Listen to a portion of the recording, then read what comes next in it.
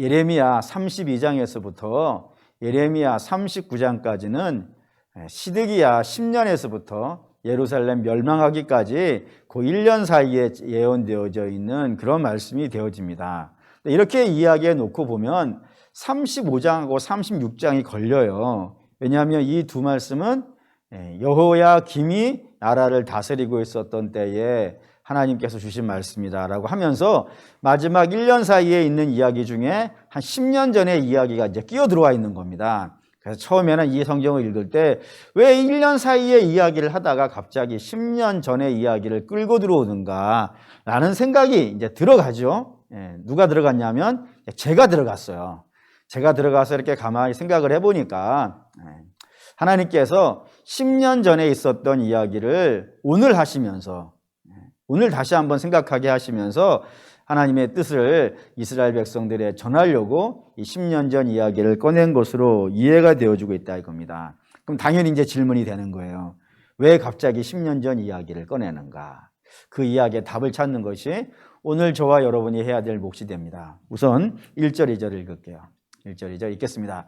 유다의 요시야 왕의 아들 여호야김 때에 여호와께로부터 말씀이 예레미야에게 임하여 이르시되 너는 레갑 사람들의 집에 가서 그들에게 말하고 그들을 여호야김 한방으로 데려다가 포도주를 마시게 하라 하시니라. 이 레갑 사람이라고 하는 사람들이 등장하는데 이 사람들은 원래 어디 사는 사람이냐면 광야에 사는 유목민입니다. 근데 그 유목민들이 이 느부갓네살이 자꾸 예루살렘 쪽으로 공격해 들어오니까 이 광야에 있다가 예루살렘에 들어가서 좀 피난 가자라고 들어와 있었던 레갑 사람이라는 사람들이 있는 거예요. 근데 그 사람들을 예레미야에게 야 저들을 데려다가 성전의 한 방으로 데려가라.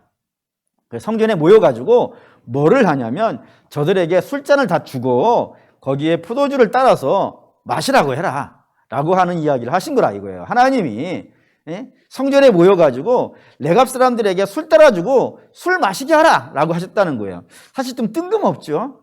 이게 뜬금없는 이야기가 진행되는 이야기를 확인하려면 이 레갑 사람들이 누구인지를 먼저 확인하는 것이 중요한 이야기가 될 겁니다. 그럼 레갑 사람들이 누구냐? 이야기를 여기서부터 해야 될 것 같아요. 퀴즈 하나 낼까요? 북이스라엘 역사에서 가장 악한 왕 한 명을 꼽으라 한다면은 여러분들은 누가 떠오르실까요? 라고 물어보면은 당연히 떠오르는 사람이 하나가 있어요. 누구냐면 아합이라고 하는 왕입니다. 그리고 그 아합에게는 부인이 하나가 있는데 그 부인의 이름은 이세벨이라고 하는 여자의 남편인 저 아합이라고 하는 사람이 북이스라엘 역사에서 제일 악한 왕이라고 되어져 있어요. 무엇으로 저 사람이 제일 악한 왕이라는 것으로 이해를 하냐면 저 사람과 관련되어져 있는 두 사람의 이름 때문에 그렇습니다. 그 첫 번째 이름은 누구냐면 나봇이라고 하는 사람입니다. 이 나봇은 이 아합 왕궁 옆에 포도원을 가지고 있었던 사람이었어요. 근데 이 아합 왕이 어느 날 가만히 살펴보니까 저 나봇의 포도원이 있는 저 땅 때문에 자기 땅의 가치가 없어진 거예요. 땅이라는 것이 이렇게 몰려 있어야 한 덩어리가 돼야 가치가 있는 것이지 이게 띄엄띄엄 있으면 가치가 떨어지잖아요. 근데 그 아합 왕 땅들 사이에 저 아합 땅이 마치 그런 걸 뭐라 그러죠? 이렇게 말뚝박아 놨다 그러나? 뭐 그런 거 있지 않습니까? 그런 것 때문에 이 가치가 없는 거예요. 그래서 나봇에게 가서 아합 왕이 이제 이야기를 하죠. 네 땅 나한테 팔아라. 시중의 가격에 더블로 주겠다. 그게 마음에 안 들면 내가 가지고 있는 땅에서 네가 마음에 드는 것이 있으면 다시 대투하자라고 하면서 제안을 걸었어요. 그러자 나봇이 왕에게 뭐라 그러냐면 나 못한다 이거예요. 당신이 얼마의 값을 쳐주든 당신이 가지고 있는 땅에서 얼마나 좋은 땅을 주든 그건 나하고 전혀 상관이 없다. 왜냐하면 이 조그마한 땅, 이 땅은 하나님께서 우리의 가문에 주신 것이기 때문에 나만 이걸 처분한다고 될 문제가 아니라 내가 잘 보존하고 있다가 내가 죽으면 내 자녀에게 물려주고 그 자녀는 또 자녀에게 물려주면서 하나님의 기업을 이어가야 되는 땅이기 때문에 내 마음대로 이미 처분할 수가 없다라고 이런 지하에 거절을 해버린 거예요. 그러니 아합이 저 땅은 너무 갖고 싶고 안 준다 그러니까 왕궁에 앉아가지고 근심을 하면서 한숨을 쉬고 막 이러고 있는 거예요. 그러자 이세벨이 와서 한마디를 하죠. 당신 쪼다 아니냐? 당신 왕 아니냐? 왕이면은 무엇이든지 할 수 있는 사람인데 그걸 바보같이 아무것도 못하고 여기서 한숨만 쉬고 있냐? 당신이 못하면 내가 해주겠다! 라고 해가지고 이세벨이 전면에 나서요. 나서가지고 이 나봇을 고발을 합니다. 뭘로 고발했을까요? 저 나봇이 하나님을 저주한다는 걸로 고발을 했어요. 말도 안 되는 걸로 고발을 했어요. 근데 이게 말이 돼버렸어요. 뭐 때문이냐면 증언들이 나왔어요. 옛날에는 지금이야 이러고 있잖아요. 지금이야 녹음기 휴대폰 갖고 있으면서 말을 녹음을 하고 뭐 이런 거 있잖아요. 증거들을 찾을 수 있지만 저 때에는 증거가 뭐가 있겠어요. 유일한 증거가 있다면 사람들의 증언 아니겠습니까? 그 증언을 동원을 한 거예요. 거짓 증언들을. 사람들이 이 이세벨의 돈을 받고 와가지고 이 나봇이라 하는 사람이 하나님을 저주하는 걸 내가 들었습니다 라는 사람이 막 몇 명이 일어나는 거예요. 그러니 나봇은 자기가 하지도 않은 행위와 말 때문에 정말 억울한 일을 만나게 되어졌고 그 일로 인하여서 나봇은 죽습니다. 하나님의 율법을 동원해가지고 율법을 거짓으로 도용해가지고 저 나봇이라고 하는 사람을 율법으로 죽인 거예요. 그러니 하나님이 마음이 어떠시겠냔 말이에요. 악한 방법인데 그거를 하나님의 말씀을 갖고 해버렸으니까 하나님 어마어마하게 열받으셔가지고 내가 나봇을 아합을 가만두지 않겠다라고 하는 그 사건에 끼어 있는 사람이 아합입니다. 또 하나의 이름이 있어요. 또 하나의 이름은 엘리야입니다. 엘리야가 이 갈멜산에서 바알 선지자들 430명과 전투를 하잖아요. 전투를 해가지고 진정한 하나님이 누군가를 이 북이스라엘 백성들에게 보여주겠다 해가지고 이 갈멜산 전투가 일어났고 그 결과 아합이 섬기고 있던 바알의 선지자들은 뭐 아무것도 못하는 반면에 엘리야가 하나님께 한 번 기도하니까 하늘에서 불이 떨어져가지고 누가 진정한 신인지를 갈멜산 위에서 증명을 한 거예요. 그러면 하나님이 누군가가 증명이 되어졌으면 아합은 이제부터 어떻게 해야 되겠습니까? 자기가 지금까지 따르고 있던 그런 신들이 헛된 것임을 우상임을 알고 포기를 하고 이제 여호와 하나님만을 믿고 따르는 그런 일을 해야 되지 않겠어요. 근데 아합이 그걸 안 한단 말이에요. 그래서 뭐 하라냐면 자기 부인에게 고자질한 거예요. 엘리야라는 사람이 이런 일을 저질렀다. 그러자 이세벨이 눈이 뒤집혔죠. 자기가 시집 올 때 데리고 왔었던 그런 사람들인데 엘리야에게 뭐 꼼짝 안 하고 다 죽어버렸으니까 내가 이 원수를 갚겠다. 그래서 내일 이맘때까지 엘리야가 죽였던 사람들과 같이 내가 엘리야를 죽이지 않는 이상은 신이 내게 저주를 하기를 원한다라고 하면서 엘리야를 죽이려고 쫓아다닌단 말이에요. 그래서 엘리야가 겁을 먹어가지고 그 하늘에서 불을 내린 대예언자가 겁을 먹어가지고 그때부터 사마리아에서 도망을 쳐가지고 로뎀나무 밑에 와서 죽겠다고 그런 일을 저질렀다 이거예요. 그 일을 저질렀던 사람이 저 아합이라 이겁니다. 하늘에서 내리는 불을 보고도 그 마음이 조금도 꿈쩍하지 않았던 그런 악한 사람의 표정이 이 아합인 거예요. 그래서 하나님께서 내가 이 아합은 반드시 죽이리라. 그렇게 결단을 하시고 그 일을 진행을 하시는데 그래서 아합을 죽이시죠. 어떻게 죽이냐면 전쟁 하나를 일어나게 한다 이겁니다. 그 전쟁이 뭐냐면 아람과의 전쟁이었고 이 아람과의 전쟁은 아합 왕만 참여한 것이 아니라 남쪽의 왕인 여호사밧도 이 전쟁에 참여를 했어요. 둘이 사돈간이거든요. 사돈간이어가지고 함께 아람을 치자라고 왕궁에 모여 있었을 때 그 내용은 여러분도 뭐 꽤 들어보셨을 겁니다. 그때 이제 여호사밧이 아합에게 우리가 전쟁을 나가려고 하는데 이 전쟁에 나가는 것이 하나님의 뜻인지 아닌지 물어보자 해가지고 이 북이스라엘 예언자들을 불렀는데 그 예언자들이 다 뭐라 그랬다고요? 왕이 전쟁에 나가면 이길 거라고. 여호사밧이 아무리 봐도 저 예언자들이라는 사람들이 너무 질이 떨어지고 급이 낮으니까 이 사람들 말고 다른 예언자가 없냐 했더니 마아가라는 예언자를 데려오잖아요. 근데 그 마아가가 하나님이 하실 일들을 알려줬어요. 그 일이 뭐냐면 하나님께서 아합을 죽이기로 하셨다 이거예요. 그래서 하늘의 천사들을 다 모아놓고 누가 아합을 죽이는데 참여하겠느냐라고 했더니 막 각종 하늘의 뭐 천사와 뭐 관련되어져 있는 자들이 아합을 이렇게 죽이겠습니다, 저렇게 죽이겠습니다라고 했는데 하나도 하나님 마음에 안 들었었는데 한 천사가 한 이야기가 하나님 마음에 들었다고요. 그 이야기가 뭐냐면 내가 거짓말하는 영이 되어져서 북이스라엘의 예언자 입에 들어가서 저들로 하여금 거짓말하게 하겠다 이거예요.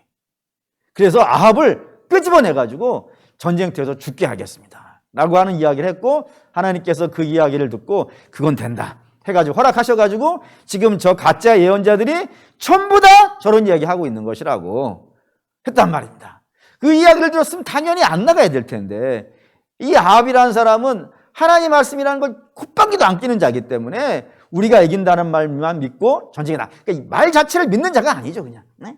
자기가 하고 싶은 대로 전쟁에 나갔다가 그 전쟁에서요, 아합이 죽습니다. 그래서 아합이 죽고 그 다음 아들이 아하시아라는 왕이 일어났는데 아합의 아들 중에 아하시아라는 왕이 일어났는데 이 아하시아도 하나님 보시기에 뭐 어마어마하게 약한 왕이었어요. 그런 자가 자기 침상에 다락방에 올라갔다가 우리 식의 다락방이 아니에요. 유대인들의 다락방은 2층을 다락방이라고 그래요. 그 2층에서 내려오다가 난간에서 떨어져가지고 크게 다쳤습니다. 그래서 자기가 너무 고통스러우니까 신에게 내가 앞으로 어떻게 될지를 좀 알려달라라고 부탁하기 위해서 신을 부르러 가요. 근데 그때 부르러 갔던 신이 누구였냐면 그 유명한 신입니다. 혹시 아십니까? 파리의 왕이라고 불리는 그런 신을 부르러 가요. 이제 바알세불입니다. 그 이야기를 엘리야가 하나님이 알려주셨죠. 야, 아시아가 나한테 오지 않고 바알세불에게 가가지고 파리에게 가가지고 자기를 고쳐달라고 한다. 근데 하나님 참을 수가 없다. 응? 그러니 네가 아하시아한테 가가지고 외쳐라. 너 아하시아는 네가 지금 올라가 있는 침상에서 다시 내려오지 못하고 그 침상에서 죽으리라 라고 선포를 한단 말이에요. 그리고 실제로 아하시아도 그 침상에서 내려오지 못하고 죽게 되어집니다. 그리고 나서 그 다음 왕이 되어진 사람이 여호람이라고 불리는 왕입니다. 이것도 아합의 아들이에요. 다른 말로는 요람이기도 합니다. 그러니까 여호람, 요람 비슷하지 않습니까? 비슷합니다. 이걸 비슷하다고 해줘야 나중에 이야기가 돼요. 진짜예요. 당시에 남유다 왕도 여호람이고 북이스라엘 왕도 여호람이기 때문에 이거를 구별하기 위해서 성경이 여호람을 요람이라고도 불렀어요. 어쨌든 저 사람이 왕이 되는데 저 사람이 왕이 되었을 때 하나님께서 이 가문, 아합 가문이거든요. 이 아합 가문을 끝내야겠다라고 결심을 하셔가지고 엘리사, 당시의 예언자가 엘리사인데 엘리사에게 말씀을 하세요.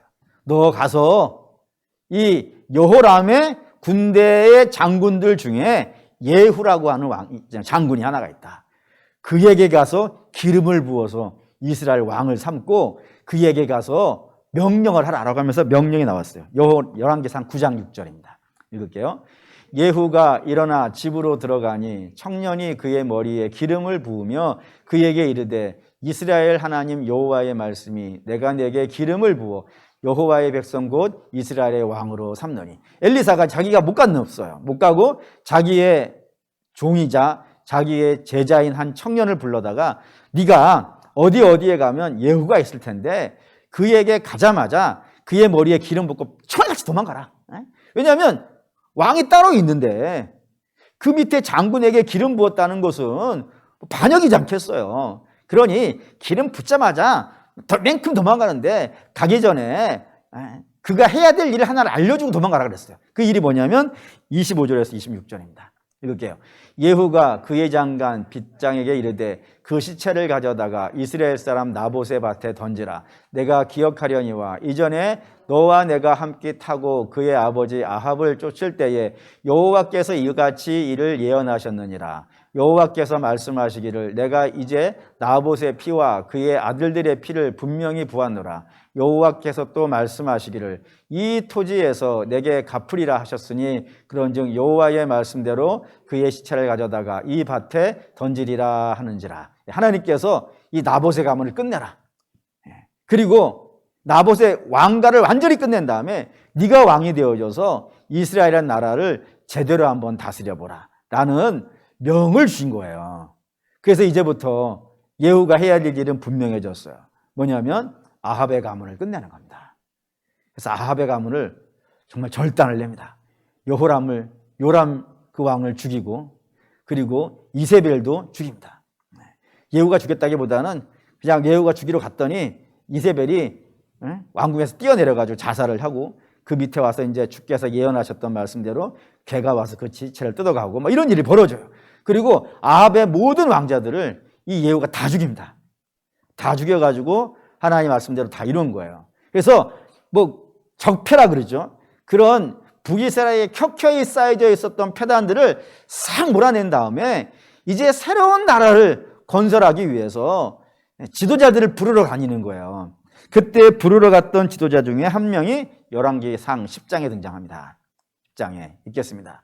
예후가 거기서 떠나가다가 자기를 맞으러 오는 레갑의 아들 여호나답을 만난지라. 그의 안부를 묻고 그에게 이르되 내 마음이 내 마음을 향하여 진실함과 같이 내 마음도 진실하냐 하니, 여호나답이 대답하되 그러하나이다. 이르되 그러면 나와 손을 잡자. 손을 잡으니 예후가 끌어 경거에 올리며 이르되 나와 함께 가서 여호와를 위한 나의 열심을 보라 하고, 이에 자기 병거에 태우고 사마리아에 이르러 거기에 남아있는 바 아합에게 속한 자들을 죽여 진멸하였으니 여호와께서 엘리야에게 하신 말씀과 같이 되었더라.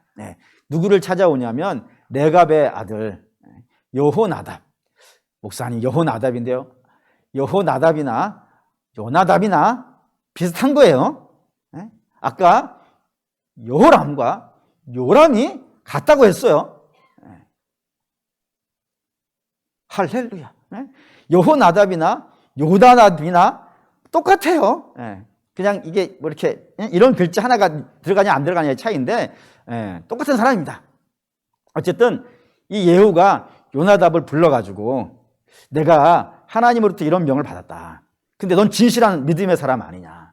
그러니 그동안에 이 아합 가문이 이 나라를 얼마나 망쳐놨는지 네가 잘 알고 있고, 너도 날마다 이것 때문에 괴로워하지 않았냐. 그러니 이제 하나님이 내게 기름 부으셔가지고 나를 왕으로 삼으셨으니 너와 내가 손을 잡고 이 나라를 좀 새롭게 하자. 멋있게 한번 세워보자 라고 이야기를 한 거예요. 그러자 요나답이 마음에 감동이 생겼어요. 아, 그래. 그동안에 우리나라가 저 아합 가문, 오므리 가문인데 원래 이름은 그 아합의 아버지가 오므리거든요. 오므라이스가 아니고. 어쨌든 이 아합 가문으로 인하여서 우리가 너무 고통스러운 시간을 보냈는데 이제 하나님께서 새로운 역사를 일으키니 이 새로운 역사에 내가 참여해야 되지 않겠는가? 라는 불타는 마음이 생겼어요. 그리고 같이 이 예후와 함께 나라를 개혁하는 일을 진행해 갑니다. 혁명을 일으킨 거죠. 혁명을 일으켜서 새로운 나라를 막 만들려고 부지런히 했는데 문제가 하나가 생겼어요. 문제가 하나 생겼어요. 그 문제가 뭐냐면 예후가 변하는 겁니다. 혁명을 시작할 때는 분명한 목표가 있었던 거예요. 이 나라를 새롭게 하자. 멋있게 만들고 믿음의 나라를 한번 만들어보자. 다윗 때와 같이 한번 해보자 라고 하는 그런 분명한 목표를 가지고 왕이 됐는데, 왕이 되고 나서 이제 권좌에 앉으니까요, 그 마음이 변하는 거예요. 이 세계 역사 다 그런 것 같아요. 세계 역사를 보면은 그런 거 있어요. 우리나라를 할까? 조선을 열었던 왕이 태조 이성계지 않습니까? 태조 이성계가 나라를 열 때 그 나라의 최고의 참모는 삼봉정도전이라는 사람입니다.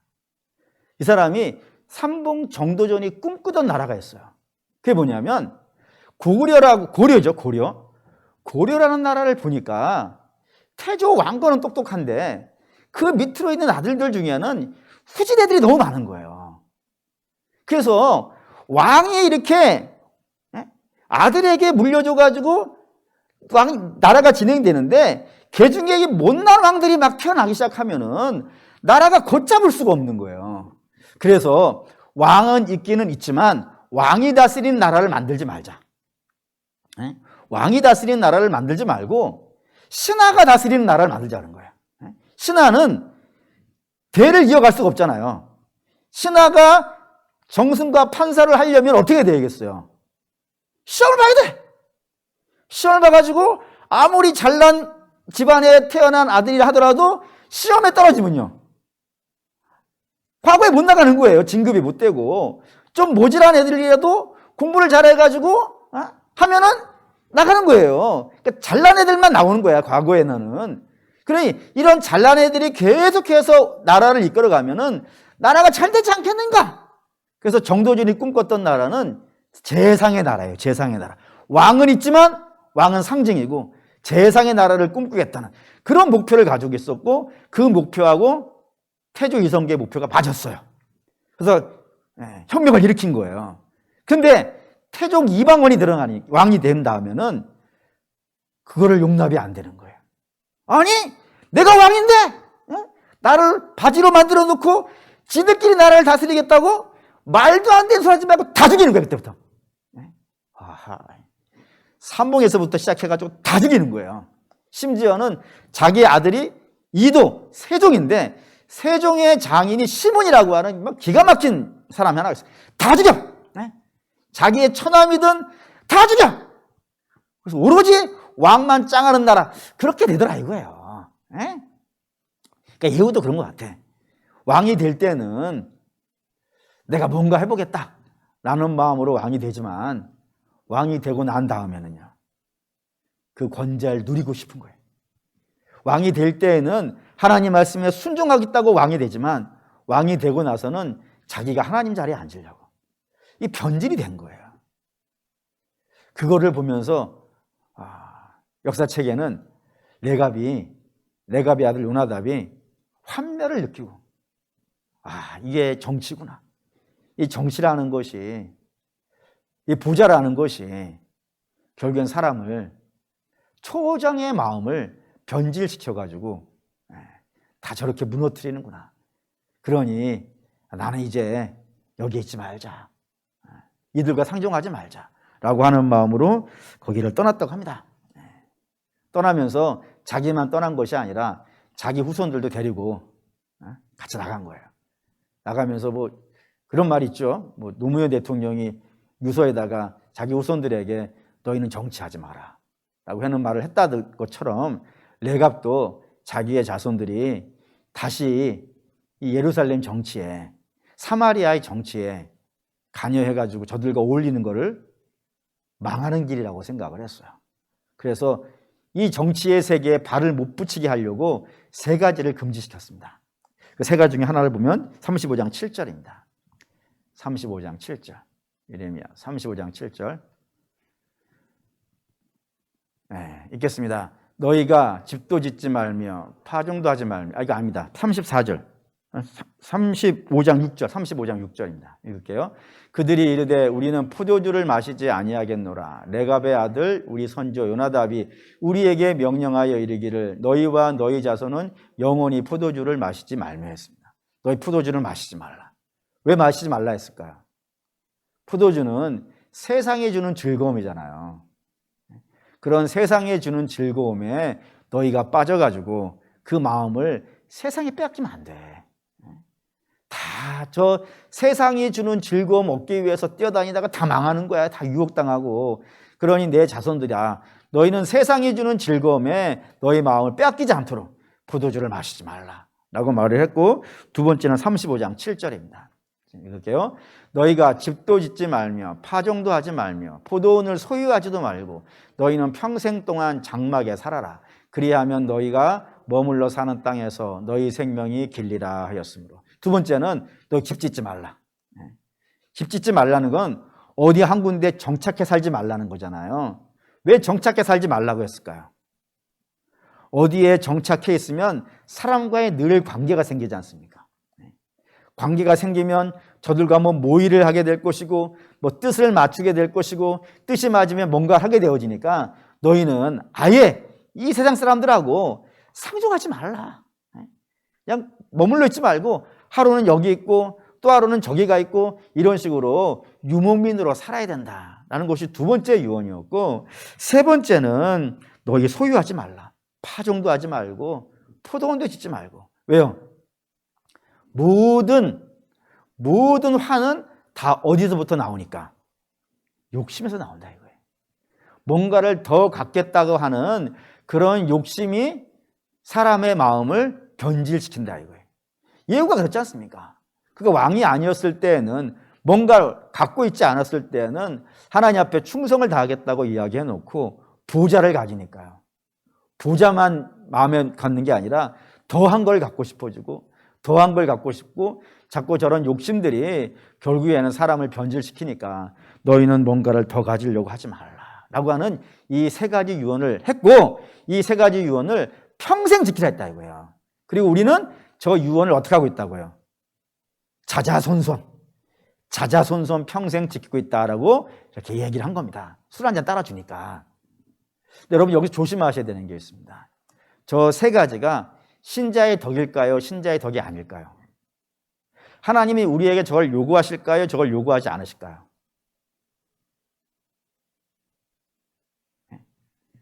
불안해하지 마세요.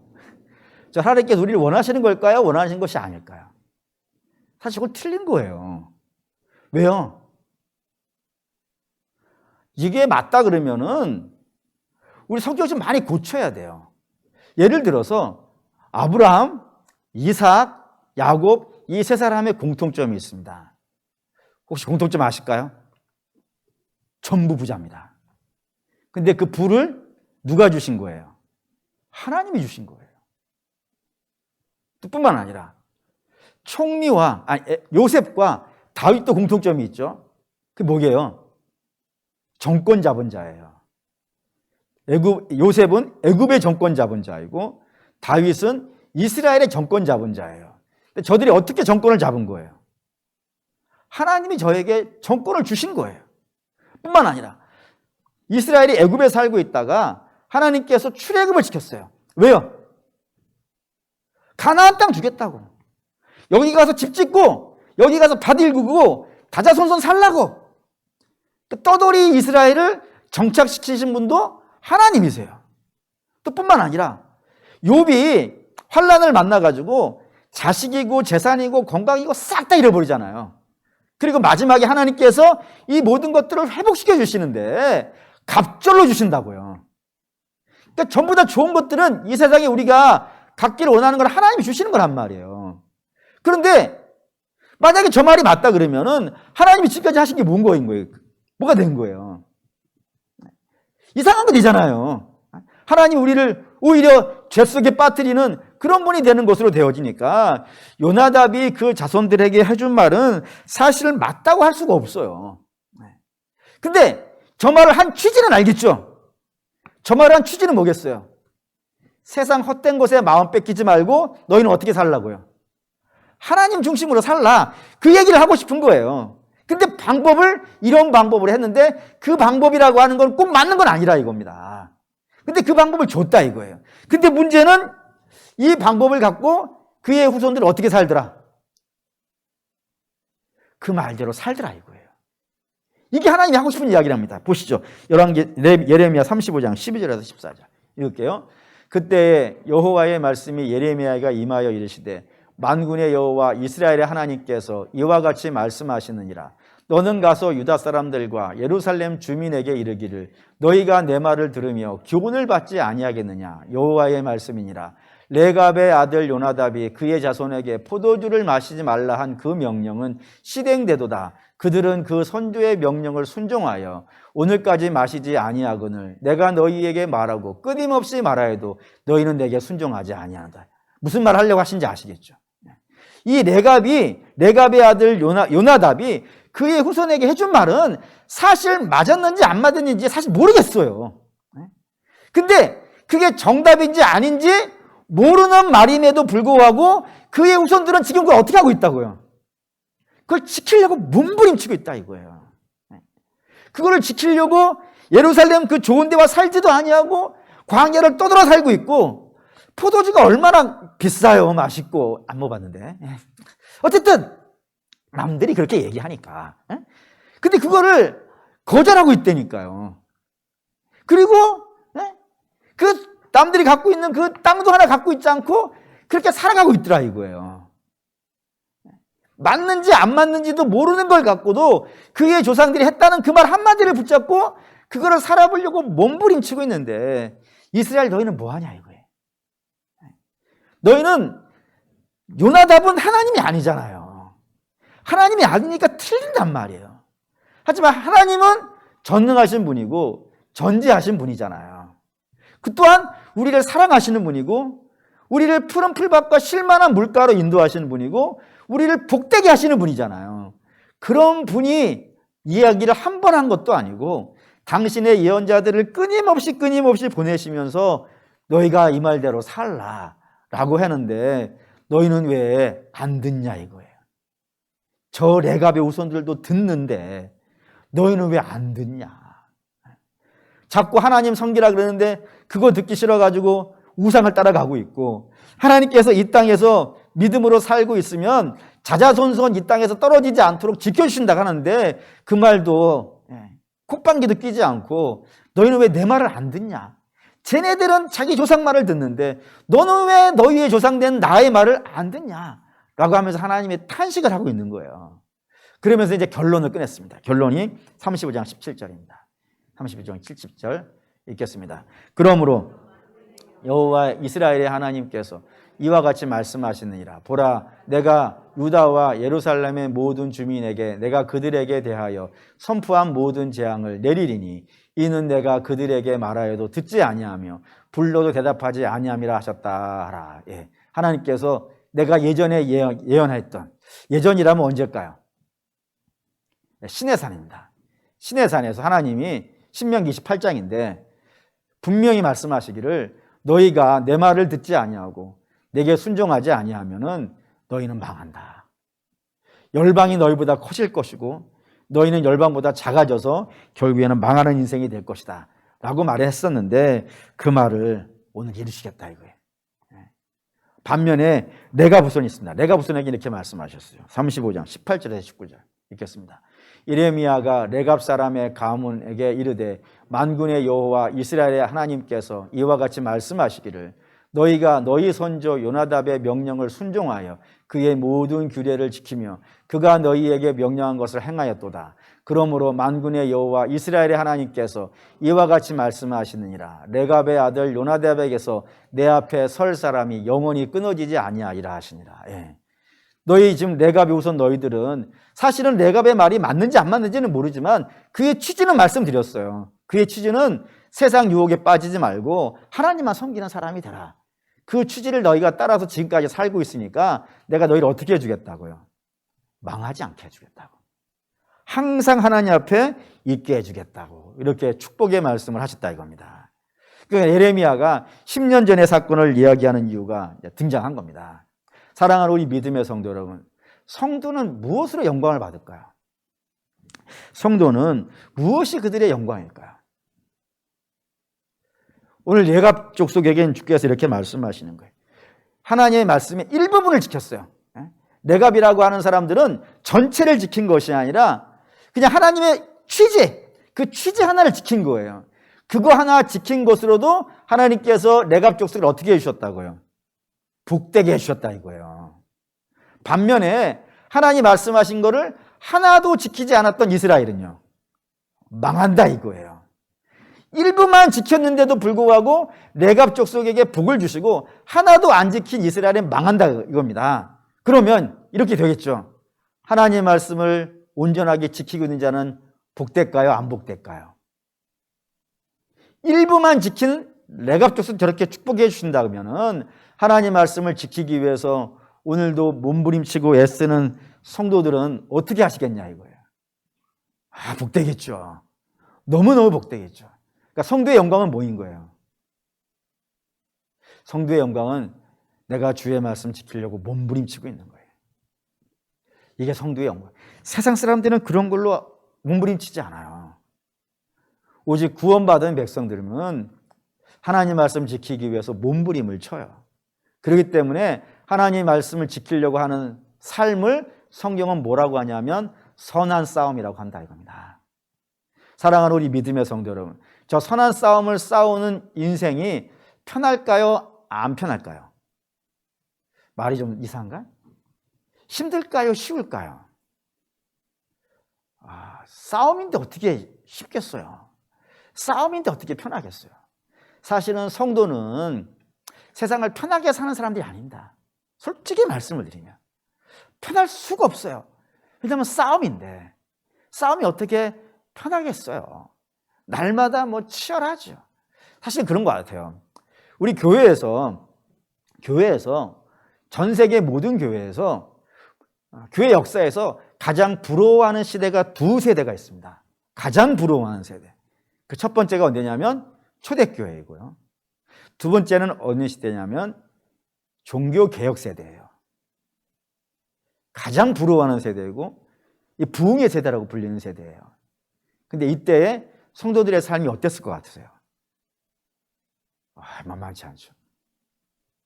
오히려 성도들이 편하다고 하는 그런 시대에 교회는 휘청휘청해요.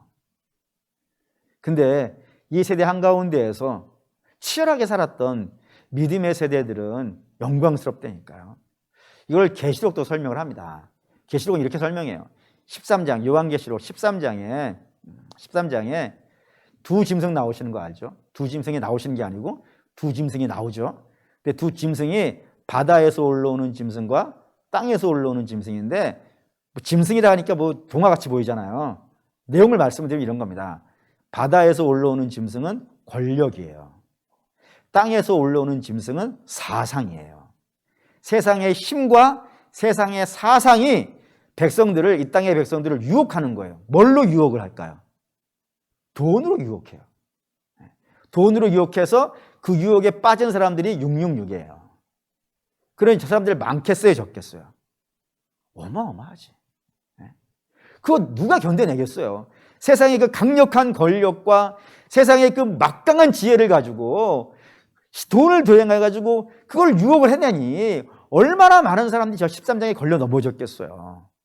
반면에 14장에는 어떤 사람이 등장하냐면 시온산에 어린 양 옆에 서 있는 사람들이 나와요. 이 둘이 싸우는 거예요. 이게 13장과 14장 이야기라니까요. 어떻게 싸우니 이건 성에 찾아봅시다. 요한계시록 14장.